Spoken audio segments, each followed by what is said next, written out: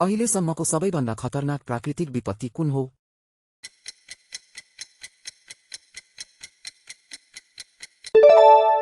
सही उत्तर हो सुनामी।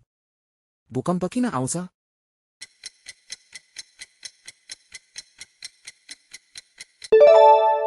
सही उत्तर हो टेक्टोनिक प्लेटको चाल। कुन प्राकृतिक विपत्तिको मापन रिक्टर स्केलमा गरिन्छ?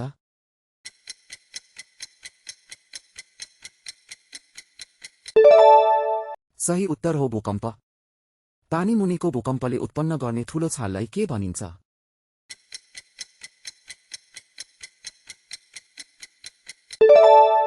सही उत्तर हो सुनामी। कुन प्रकोपमा आँखा हुन्छ?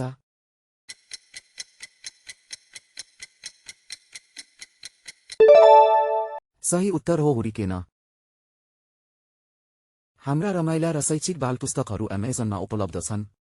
आजै किन्नुहोस् र तपाईको बच्चालाई नेपाली भाषा र संस्कृतिमा समृद्ध बनाउनुहोस्।